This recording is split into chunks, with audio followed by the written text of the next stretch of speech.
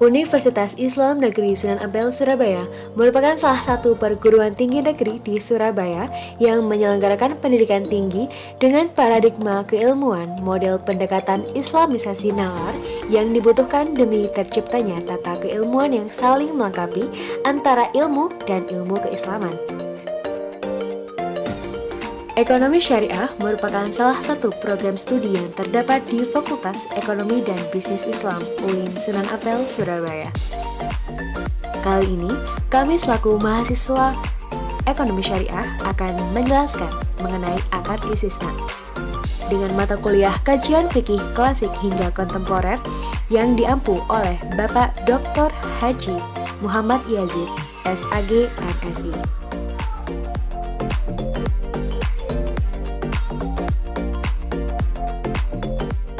Anggota kelompok kami beranggotakan 5 orang, yaitu Husni Nurin, Cynthia Melina, Farah Amalia, Atia Nurkamila, dan Catherine Alia Rinaima. Baiklah, langsung saja kita masuk ke pembahasannya. Istisna berasal dari kata sona'ah yang berarti membuat. Kemudian diberi tambahan huruf yaitu huruf alif, sin, dan ta sehingga menjadi istasna yang artinya meminta dibuatkan sesuatu.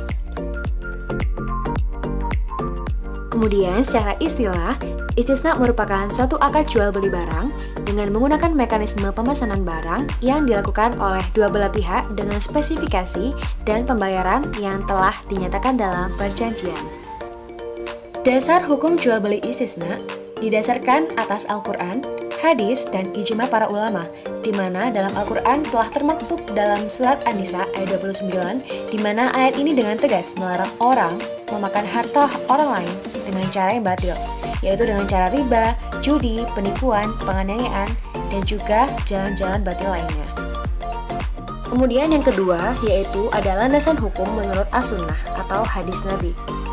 Dari hadis yang diriwayatkan oleh Muslim, dapat kita ketahui bahwasanya perbuatan Nabi Muhammad SAW menjadi bukti bahwa akad istisna merupakan akad yang diperbolehkan karena dibenarkan dan dijalankan sejak dulu tanpa ada seorang sahabat yang mengingkarinya.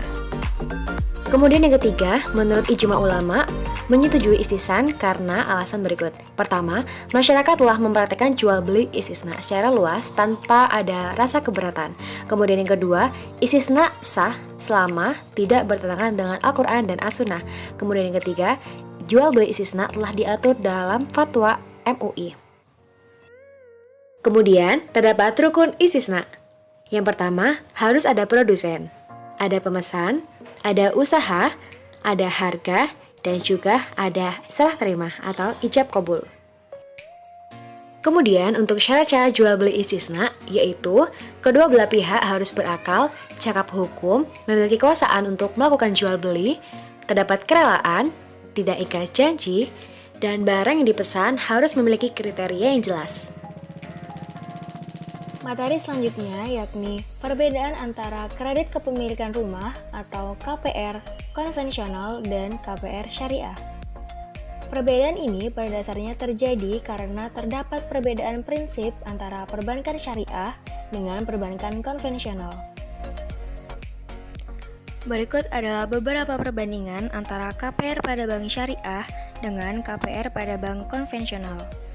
Yang pertama dari poin akad. Pada bank syariah menggunakan akad murabahah di mana jual beli ditekankan untuk mengambil keuntungan. Maka harga pokok ditambah dengan margin atau ujroh sudah disepakati di awal.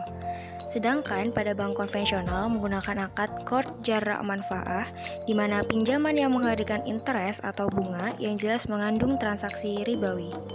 Selanjutnya pada bank syariah, bank berlaku sebagai penjual sedangkan nasabah sebagai pembeli, di mana syarat-syarat dan rukun harus dipenuhi oleh pihak pembeli. Sedangkan dalam bank konvensional, bank berlaku sebagai kreditur dan nasabah selaku debitur. Tidak terpikirkan ada rukun atau syarat sesuai dengan Islam, hanya sekedar kredit dengan berbasis bunga.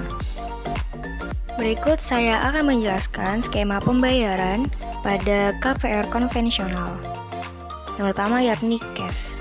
Pembayaran secara cash dapat disebut juga pembayaran tunai, yang artinya user membeli rumah dan membayar langsung rumah tersebut dengan fisik uang tunai pada saat itu juga.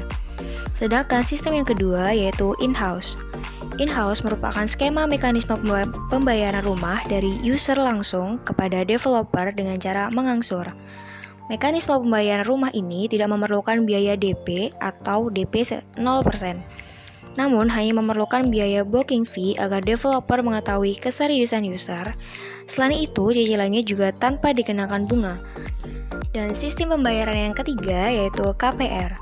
KPR pada bank konvensional akad terjadi apabila user dan bank sepakat dengan transaksi yang sudah ditetapkan, yakni debitur membayar pinjaman yang sesuai harga rumah ditambah dengan bunga KPR serta biaya lainnya.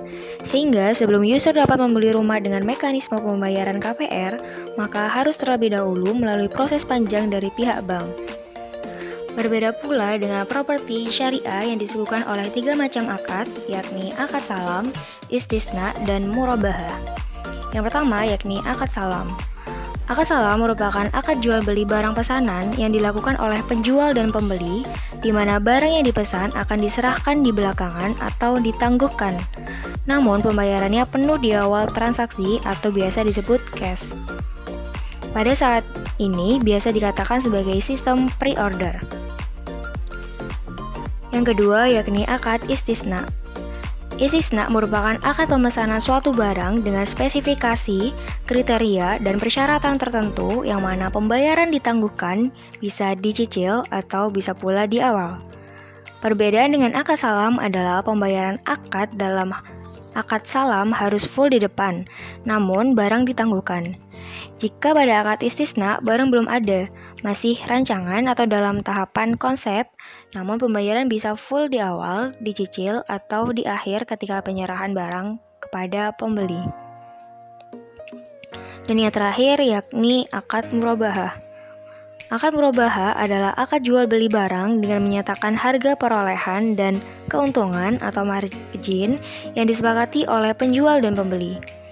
Dalam akad murabahah ditentukan beberapa keuntungan yang ingin diperoleh, maka akad ini termasuk dalam salah satu bentuk natural certainty contract. Baiklah, mungkin cukup sekian video mengenai akad istisna dari kelompok kami. Terima kasih untuk kalian yang sudah menonton dimanapun kalian berada. Semoga video ini dapat bermanfaat. Terima kasih. Wassalamualaikum warahmatullahi wabarakatuh.